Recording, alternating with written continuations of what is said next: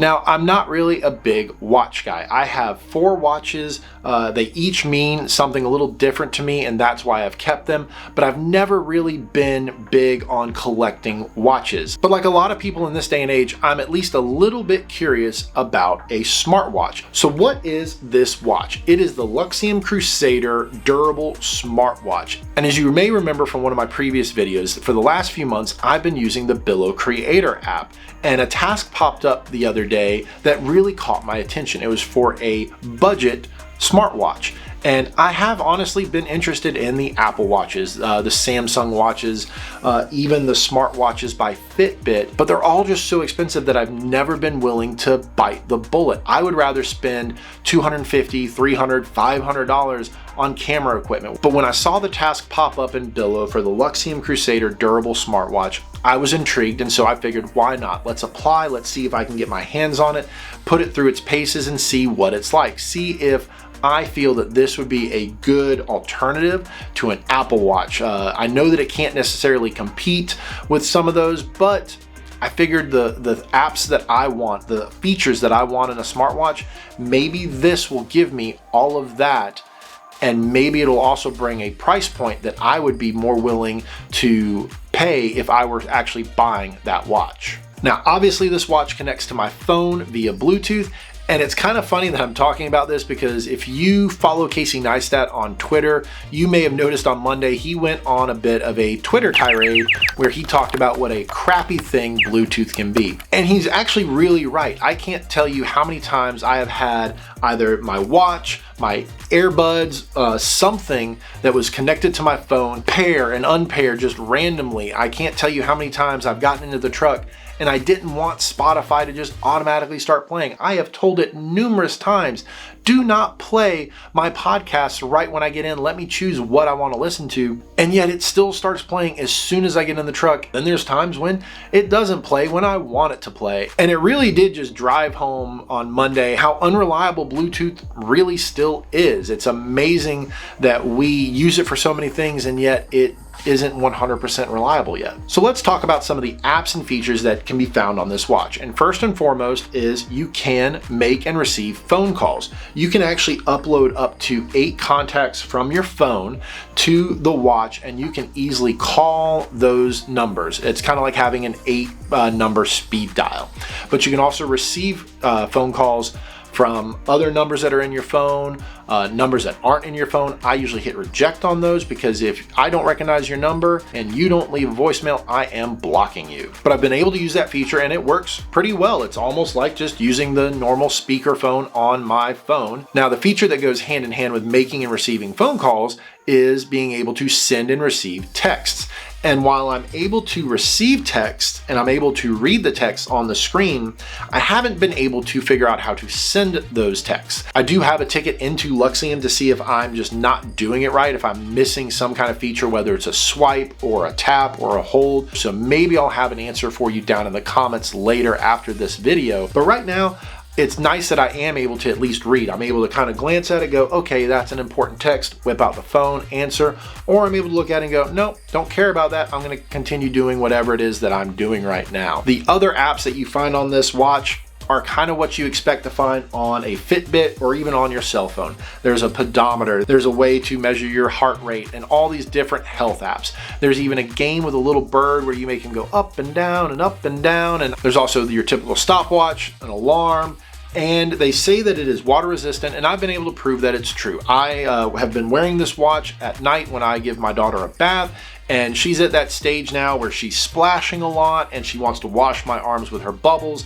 And so it's gotten covered in bubbles and it's been soaked and it's actually kept on trucking right along. So I would definitely say that it's water resistant. I'm not about to dive into any bodies of water with this just because I don't trust it to actually be waterproof, especially because I can kind of see the opening for the speaker right there. And now for 2 of my favorite features on this watch. Number 1 is if you scroll down on the watch face, there is what looks to be 2 glasses. It actually kind of looks like the 3D glasses and it's called theater mode.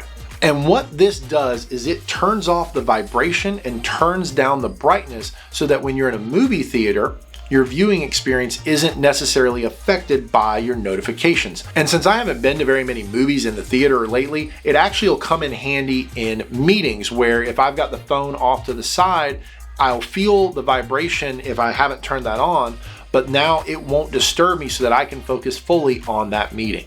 And the other app that I really like is called Shutter. And what it does is it controls the camera on your smartphone from your watch. So you're essentially able to put this somewhere. If you want to take a group shot, you can then get in the group, hit shutter, and it gives you a 3-second countdown. So you're automatically in. No more trying to get the perfect selfie. No more trying to set it somewhere and run back around. You can set it, get it set up, go in, hit shutter, 3-second countdown, and you've got the perfect photo now. And now for what I would consider the most fun feature on this smartwatch. And I hope that this is something you can do on others, but I only have this one for experience. And what you do is you control this watch through the app. And this is kind of how you know that it's budget. It's the Da Fit app. But inside the app, there's 3 little buttons at the bottom, and the middle one is the watch. And you go to the watch that you've connected, and you can hit watch faces. So when you first pair your watch with your phone, you're going to see 4 watch faces already loaded. One is the default watch. Then you've got some others that also have dates and times, steps, that kind of thing. They look very classic, kind of aviator style.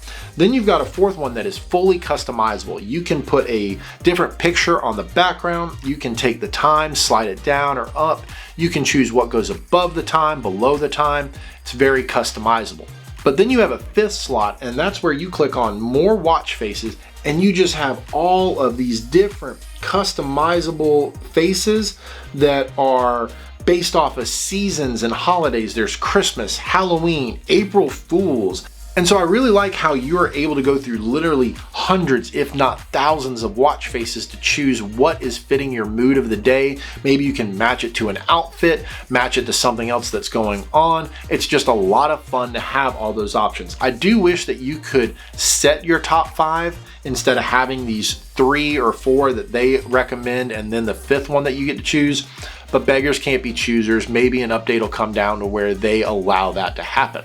So one of the big selling points when I was doing the social media commercial for this watch was that it has a 21-day battery life. And I can tell you that I've been using this watch hot and heavy for 7 days, and I am currently around 30%. I made sure to charge it fully overnight before I actually used it. So that 21-day battery life is kind of like when you hear MPG on a car, you kind of take it with a grain of salt because everything has to be perfect. And I'll admit that I have been running this thing through its paces. I've been changing watch backgrounds. I've been trying to figure out how to text. I've been doing all sorts of different things that maybe have taken it off of its optimal running settings, but I would be interested But I'm interested to see if I can get this down to about where I want it and recharge it and then use it just constantly in a normal setting to see what the battery life really is. So right now, I'm thinking a little over 7 days on a full charge, but like I said, they claim 21 days on a full charge. So if you're in the market for a budget smartwatch, what will the Luxium Crusader set you back?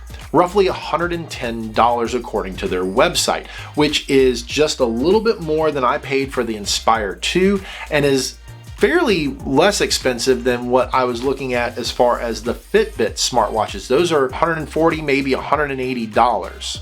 And I haven't priced out the Samsungs or the Apple Watches or anything like that just because I know that they're outside of my price point. So all in all, my first 7 days of using the Luxium Crusader smartwatch have been pretty positive. I like this watch. I like the look of it. This watch actually comes in 3 colors. I have the luxury black. It also comes in military green and stealth gray. I also like the size and the feel. It really is close to my Fossil watch. I would say my 2 knocks as far as the aesthetics go on this. I'm not a big fan of having all the city time zones around the outside of the edge. I could go without that. Instead, I would much rather it be either blank or maybe have the ticks for the minutes. And then the fact that it says open and down as for the 2 buttons, either put no words on it or put 2 words that make a little more sense, because open and down just, it doesn't really make sense, especially when you're scrolling left, scrolling right, up and down. And then the open button is really like a reset. But all in all, I really like this watch, and I have replaced my Inspire 2 with it just because it adds the weight that I want, it adds the look that I'm going for, and it gives me a few more features that I've been very interested in having into a smartwatch. But I would love to hear from you. What is the smartwatch that you swear by? Are you an Apple person? Are you a Samsung person? Is there another budget smartwatch out there that you swear by? Drop a comment below, let me know, give me some of the features that you look for in a smartwatch, and maybe you'll change my mind. Maybe you'll get me to try out a $60 smartwatch or something else to replace this one with. As always, if you like this video, please hit the like button. I greatly appreciate it. If you don't already, hit subscribe, and I will catch you in another video down the road.